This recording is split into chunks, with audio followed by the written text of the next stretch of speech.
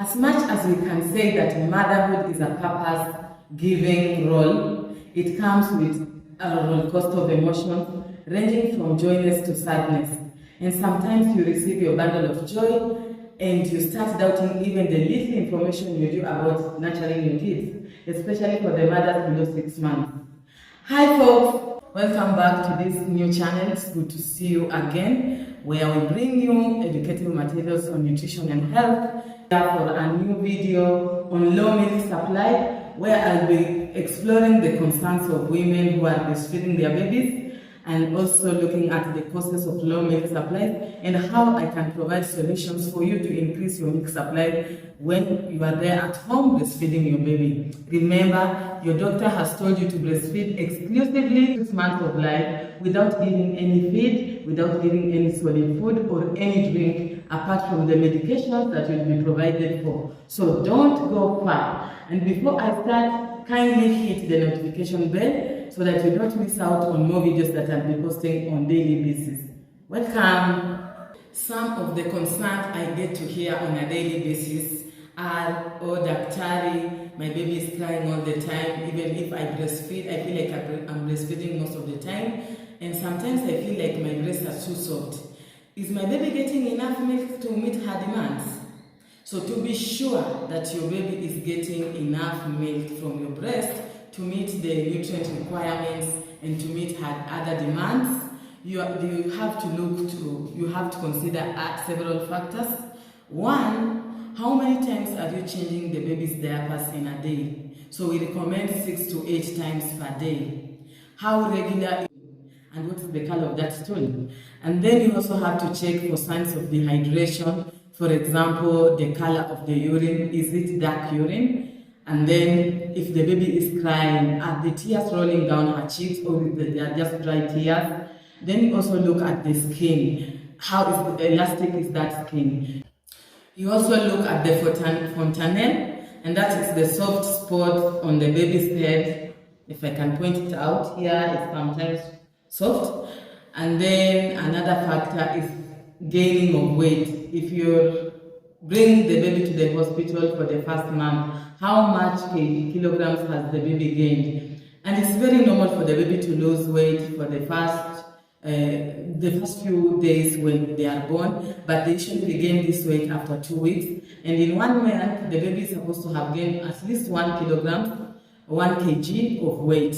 So if your baby is not, if all those factors you say that your baby actually is not falling in these factors, then be sure that your baby is not getting enough milk from your breast.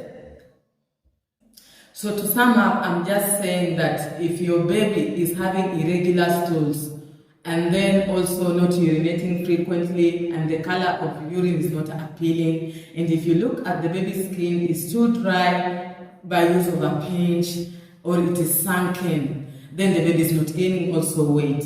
That should concern you. You are either supposed to visit a health facility or call your consultant just to find out if your baby is okay. So I'm going to also explore some of the causes or some of the factors that are contributing to low milk supplies among the women. And before I go far, kindly, if you've not subscribed to this channel or you are new to this channel, kindly subscribe and turn on the notification bell so that you don't miss out more on what I'm going to say and talk about. Causes of low milk supply, which is one of the factors that is contributing to women to stop breastfeeding their babies or to start supplementing their breast milk with other things like formula or drinks. Then there are so many, ranging from the mother's health to the baby's health, to some also factors that can actually be avoided if we just took the initiative or we modified our habits just a little bit. So for the mother's health, we are looking at the condition, the nutritional status of the mother at that time. Is this mother anemic? For example, during birth, you lose a lot of blood and your blood supply levels go down. So for this, the mother will not be able to produce enough milk. And then we also look at, is this mother obese or overweight? because most of these mothers will not be able to produce their milk well. We also look at other conditions that the mother is suffering from. For example, is she diabetic or is she hypertensive, and they are on other medications that are managing the conditions. But with such medication, you will find that they interfere with the milk supply or the production of milk from the mother. You also find some of these mothers are suffering from hormonal imbalance, which also will affect the milk production. And for the baby, we are looking at the conditions that the baby is in at that particular time. Sometimes we find that this baby are born prematurely, whereby some reflexes of suckling or swallowing have not developed enough. And then you also find that babies are suffering from other conditions like the Down syndrome. You also sometimes find that the baby has infection in the mouth, which hinders the effectiveness of suckling or swallowing.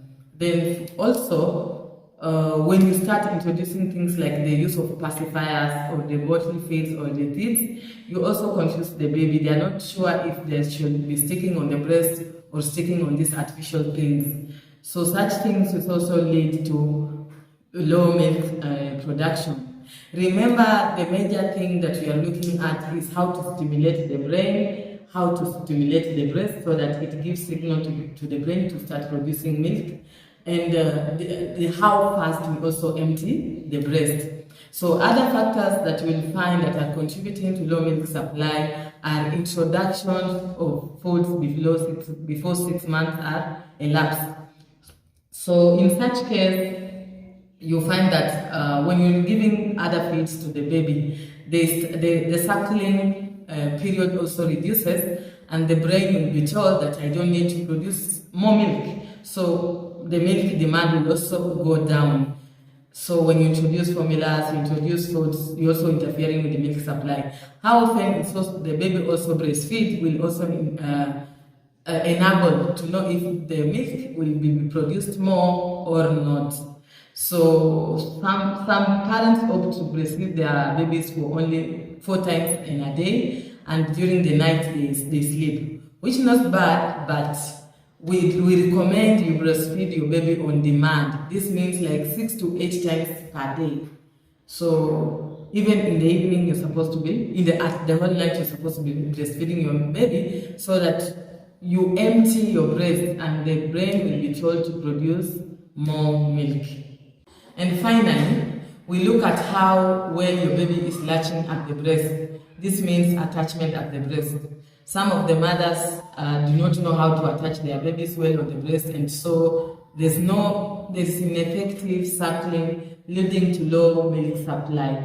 So you find that mothers are only attaching the nipple. The baby is only attaching to the nipple and not to the areola, the black part of the breast. So it also, when there's ineffective attachment, it leads to the pain. Also, it leads to infection because you'll find some of the milk is left in the breast, which contribute to either mastitis. And when there's infection, also the brain will not produce more milk. So to increase your milk supply, remember earlier I've told you that the breast need to be stimulated constantly and to be emptied as often as possible. So one of the things that we look at is latching on the breast. This is attachment of the baby on the breast. One thing you're supposed to be sure of is maintain skin-to-skin contact with your baby. So minimize most of the clothes, or if it is at daytime, you don't need to wrap your baby in so many heavy things. They need to be in constant, if it's the belly of the baby and the belly of the mom should be at each other. So another thing is to breastfeed your baby constantly, not just 4 times in a day, but 6 to 8 times, whether day or night.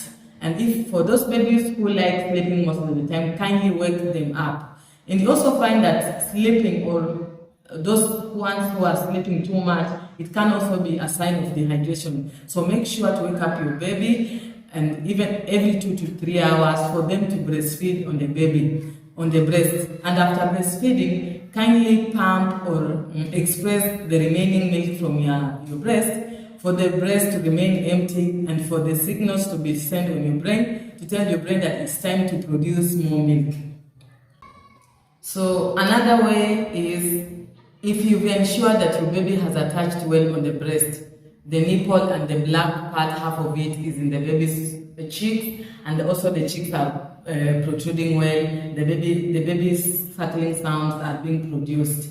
Then remember to switch also breasts. Do not breastfeed on one breast all the time. So if this one is empty, you can turn the baby on another breast and make sure they're empty, and then after that pump out the remaining milk or just express using the hand. Sometimes you find that you are too tired. For example, if your baby is suffering from colic and all the night you've been with this baby. So when it's just during daytime, remember to have a nap, sleep enough, take warm sips, also take warm baths to stimulate more milk production, and do not give pacifiers or treats or encourage bottle feeding in your baby.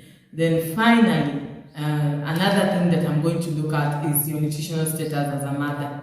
We encourage you that you eat a balanced diet that is rich in a variety of foods for you to get maximum nutrients, including iron, including calcium, that will enable your milk to be produced as much as possible. So when you're eating a balanced diet, I'm saying that you choose foods from all the 5 food groups, from the grains, or cereals, from the legumes or the nuts, and also you choose a lot of vegetables, eat a lot and variety of fruits, and remember to hydrate yourself, because if you're dehydrated, also the milk supply will go down. So some of the foods that we encourage are iron-rich foods. You can get this from your liver, you can get from meat. You can also get from the vegetables like spinach and other green leafy vegetables. We also look at the vitamin A rich foods from fruits like papaya, mangoes, carrots, incorporate them, and have energy rich foods for you to meet the demands of energy, because you're breastfeeding and you need those stores and the baby also needs that energy. So you eat energy-rich foods. You also hydrate, and here I'm not looking at just using plain water. There are soups. We have rich soups, and we have also porridge. We have the plain water. Drink as much as possible for you to replenish your supply, and avoid some things like caffeinated beverages. If you have to take them and you're eating within iron-rich foods, eat first your iron-rich foods, and then give yourself like 1 hour before you take your teas, before you take your coffees, though in minimal amount, because they are also going to affect the way your milk is being produced. So guys, there you have it. I've talked so much about low milk supply, and I hope that the tips that I've shared will assist most of the mothers not to terminate breastfeeding, but kindly to breastfeed their babies exclusively for the first 6 months, because breast milk has so many benefits, not just for the baby, but also you as a mother. So we've looked at some of the concerns. Oh, my breast is soft, my baby is crying all the time. Just to assure you that as the baby breastfeeds, as you go by, you will find that your breasts are becoming softer, and your baby, to adapt to you and to bond with you more, they will need to frequently breastfeed. This does not mean that your milk supply has gone down, but you have just to look at other signs that we have told you to watch out, like dehydration and the amount of the stool that the baby is producing, how frequent the baby is urinating, and also the weight of the baby as you go to every month to the child welfare clinic. So those are some of the things to look for. So for some of the things we have talked about, like causes of low milk supplies, we've looked at the mother's nutritional status. If your nutritional status is poor, you've lost a lot of blood, and you have other conditions, manage your conditions well, eat a balanced diet, eat a variety of foods, eat fruits, eat vegetables, and remember to hydrate yourself, mothers. Also do away with things that can hinder more breast milk production, like use of pacifiers, creams, and all that. So guys, I hope you're going to heed this information. If you've not subscribed to this channel, kindly, I am requesting you to subscribe, share widely for more people to benefit from it, and leave us a comment there at the comment section. I'm sure I'll get back to you. So until another time, I've been your favorite nutritionist, Jamie. Bye bye.